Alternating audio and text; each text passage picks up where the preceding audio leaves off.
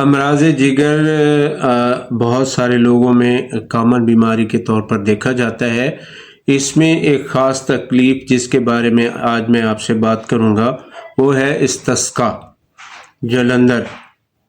یہ جو ہے اس میں پیٹ میں پانی پڑ جاتا ہے، اور پیٹ میں پانی پڑنے کے بعد آپ جب اس کو ایسے ٹٹول کر دیکھتے ہیں تو پانی چھلکنے کی آواز بآسانی سنائی دیتی ہے۔ ہاتھ پاؤں پر ورم آ جاتا ہے، آنکھوں کے نیچے ورم ہوتا ہے، اور مریض جو ہوتا ہے وہ زندگی سے مایوس ہو جاتا ہے۔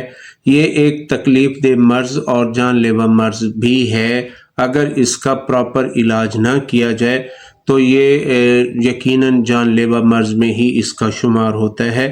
تو آج بات کرتے ہیں استسقاء کے بارے میں۔ میں آپ کا معالج سید عبدالعزیز بخاری، پاک ہربیکس دواخانہ سے۔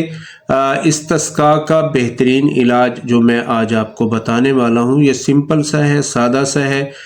اس کو آپ نے گھر پر ضرور ٹرائی کرنا ہے۔ اس کا کوئی سائیڈ ایفیکٹ نہیں ہے، ہمارا آزمودہ ہے، مجرب علاج ہے۔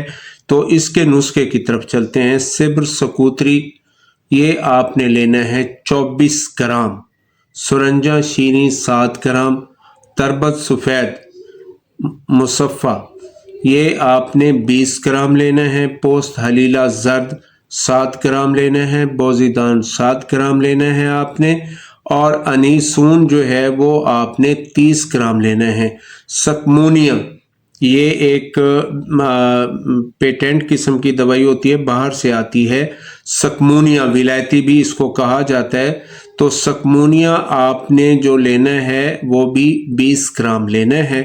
تو مکل آپ سمجھتے ہیں، گوگل کو کہتے ہیں، اس کا ایکسٹریکٹ مل جائے تو وہ بہت اچھا ہوتا ہے، وہ آپ نے 5 گرام لینا ہے۔ تمام دواؤں کو اچھے سے باریک کرنا ہے اور حب نخودی یعنی چنے کے دانے کے برابر گولیاں بنانی ہیں۔ 2 گولی صبح، 2 گولی شام، ارک بادیان کے ساتھ یا سادہ پانی کے ساتھ آپ استعمال کریں۔ آپ دیکھیں گے کہ اس سے آپ کے پیٹ کا پانی جو ہے وہ پیشاب کے راستے خارج ہونا شروع ہو جائے گا، اور آپ کے پیٹ کا سائز آہستہ آہستہ کم ہو کر بالکل نارمل ہو جائے گا۔ یہ صرف پیٹ کے سائز اور پیٹ کے پانی کو خارج نہیں کرتا بلکہ جگر کو بھی اور جگر کے افعال کو بھی بہترین کرتا ہے۔